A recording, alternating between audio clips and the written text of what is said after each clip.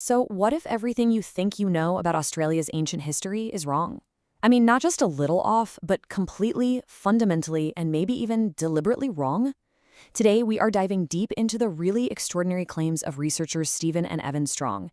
They argue that the official history of Australia has been suppressed, and that the truth, well, it's a whole lot stranger and more profound than any of us could possibly imagine. Nearly everything before Captain Cook is wrong. Let that sink in for a second. This single quote is the entire foundation of their argument. It says the stage for a total rethinking of history as we know it. The Strongs, who say they were actually tasked by Aboriginal elders, believe their job is to tear down that official story and present what they call the real history of Australia. All right, so the central conflict here is this belief that a deep, ancient, and honestly almost unbelievable history has been actively hidden away. They're not just saying it's an academic disagreement, no, they're claiming it's a deliberate campaign of suppression. So let's see just how different their version of the past is from the one most of us learned in school. And the contrast is pretty stark. The official story, you know it. Human migration out of Africa, people reaching Australia about 60,000 years ago. Simple enough. But the story the Strongs are telling, it paints a completely different picture. We're talking Australia as the cradle of all humanity, a global mecca for ancient civilizations. And our origins? Well, they're connected to the stars. And here's where another layer gets added to all this. The Strongs claim that their work has been met with some serious resistance from the government. We're talking threats of huge fines, even jail time. And for them, that's just proof that they're getting way too close to a truth that the authorities want to keep buried. So, okay, let's get into the physical evidence they're presenting. First up is this mysterious Chinese seal, an artifact that, if they're right about it, completely rewrites the entire timeline of foreign contact with Australia. Now, to really get the context here, the Strongs point to Aboriginal oral traditions that talk about a people called the Bajini. These stories, passed down through generations, describe light-skinned people arriving in ships, bringing their families, growing rice, and living peacefully alongside Aboriginal people for thousands of years. This is long, long before any recorded European contact. And this is where the timeline just shatters for the official story. The seal, which experts working with the Strongs deed to as early as the 7th century, would predate Captain Cook by over 1,000 years. So the conventional explanation, that a Chinese gold miner must have just dropped it in the 1850s, well, according to the Strongs, that's just completely impossible. But the mystery gets even deeper when you look at what it's made of. An analysis they had done shows the alloy contains molybdenum and titanium. Okay, so what? Well, those are modern metal hardeners. And here's the problem. They supposedly weren't used in alloys like this until the 1900s.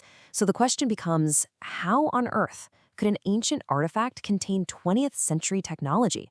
For the Strongs, this is a massive, massive paradox. So for anyone saying, oh, it was just dropped by a miner, the Strongs have a crucial piece of counter-evidence. They point to scans of the exact spot where the seal was found, and they claim those scans show a massive metal object right underneath it, an object they believe is the bow of the ship that brought it there, proving a long-term established settlement. And if you thought that was wild, the claims just keep building from here, getting even more incredible. We're going from ancient China, and now we're traveling even further back in time to a supposed ancient Egyptian presence right here in Australia. Just look at this number, 4,600. That's how old the Strongs claim this Egyptian site is. We're talking 4,600 years. That would place it smack in the middle of the reign of Pharaoh Khufu, the guy who built the Great Pyramid of Giza. They point to hundreds of Proto-Egyptian hieroglyphs that are carved into these rock walls in New South Wales. And the story they've pieced together from these glyphs is just astounding, that one of Khufu's own sons traveled all the way to Australia, was bitten by a snake, and was actually entombed right there after he died. But maybe the most extraordinary claim from this site is this metal artifact, supposedly found with the remains. An analysis they had done reportedly found it to be 73% aluminum, 3% copper, and, get this, an incredible 24% made of elements that are not on our periodic table. They also claim it's the hardest metal the lab had ever tested. Okay, so all of this, it just leads to one massive question, right? If these advanced cultures really did travel to Australia thousands of years ago, why? The Strongs argue it wasn't for gold. It wasn't for resources. It was for something much, much more profound. So why would these incredibly advanced civilizations, like the Egyptians and the Imperial Chinese, travel halfway across the world? According to the Strongs, it was never about conquest or trade. They believe Australia was the spiritual center of the entire ancient world. And this is where we get to the absolute heart of their entire theory. They propose that these civilizations came here to learn. They came for esoteric and spiritual wisdom from the original keepers of this ancient knowledge. A knowledge, they claim, that is ultimately connected to the Pleiades star system and to humanity's extraterrestrial origins. And to back this up, they present what might be their most controversial evidence of all: two anomalous skulls. And their features are just radically different from a typical human skull. One of them has no sutures, the lines that let a baby's skull grow. Both have these massive eye sockets, suggesting they might have been nocturnal. The whole shape is just unlike any known human ancestor. So the Strongs claim that when they presented these profoundly strange remains for analysis, the official explanation they got back was just, it's a Homo sapien. And for them, this is a perfect example of the scientific establishment just refusing to acknowledge evidence that could literally shatter the current paradigm. So what does this all add up to? It's not just a random collection of weird anomalies.